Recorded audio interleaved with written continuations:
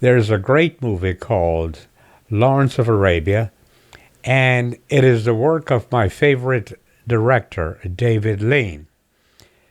If you are ever in the mood to watch a movie that's sheer entertainment, that actually check in your intellectual side, even though I'm not an intellect, and you just want to watch a movie for the sheer beauty of it, I would recommend any movie that's made by David Lean. Of course, it's that sort of a day when I'm up really early in the morning and I'm just talking off the top of my head, off the cuff, unscripted little chit chat. And David Lean came to mind because I just watched Dr. Zhivago again. Every time I watch that movie, I get a new perspective on life and how life really is. Anyway, what I want to chit-chat to you about, and this is to those who choose to watch this video, I want to talk about, books.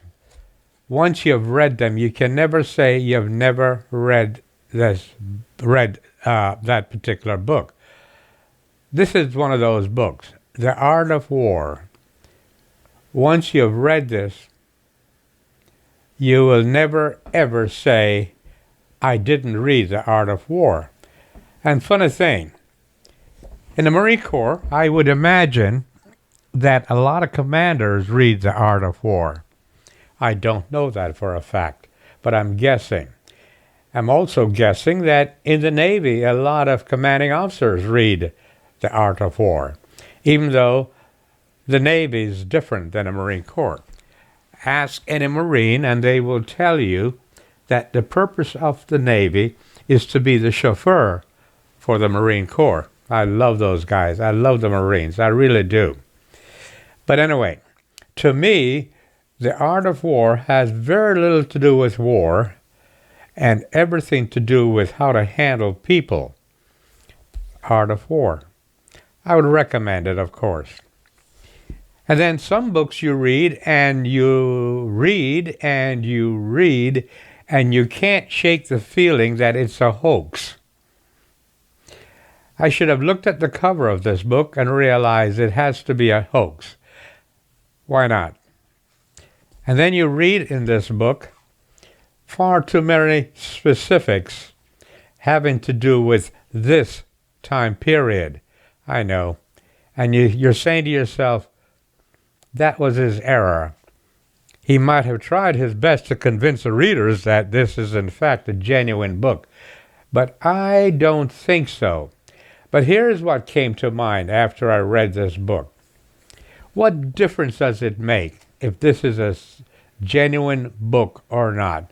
It makes no difference whatsoever. Because I said, well, gee, what's the basis in fact? There is no, I don't know. But then again, I said, you read this book, you grow up in a household where this book is the book to read, the Holy Bible. Except this isn't called the Holy Bible. It is called the Good News Bible. Interesting, isn't it? And then I say to myself, now look, you can understand the Old Testament. It is a God of vengeance, a God that destroys people. It is all about a God who demands servitude, a God who endorses slavery. I mean, that's the Old Testament. You can get it. You get it. It was the times, and that's what they did. And then, of course, you get into the New Testament.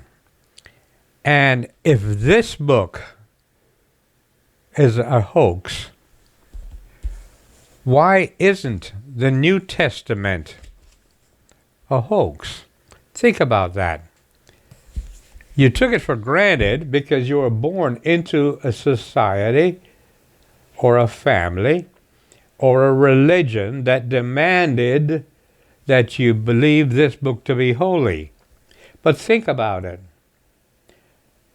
I don't believe Jesus had people going around recording what he was saying. So it must have been oral history. Wouldn't you agree? And I cannot remember any conversation that I had 10 years ago that I can relate to you verbatim. I mean, I just can't. And I'm not a stupid person. I cannot relate to you any conversation I had 5 years ago and do so verbatim. I can't.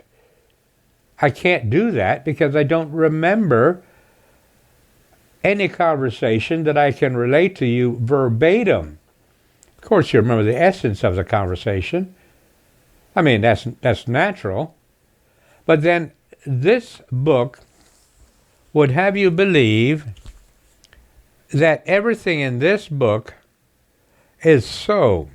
And yet, the New Testament was written some 70 to 200 years after Jesus died. 70 to 200 years after Jesus died. Think about that for a minute.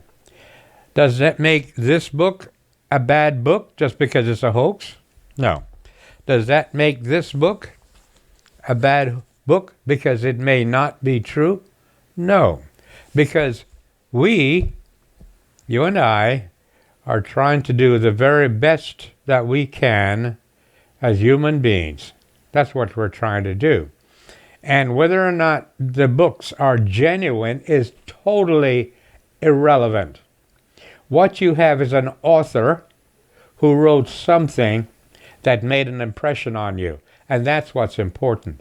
Look, Aesop fables, and I'm always referring back to Aesop fables. He talked about animals and talk about talking animals at that. And yet, in everybody's library, you'll find a copy of Aesop fables. Why is that?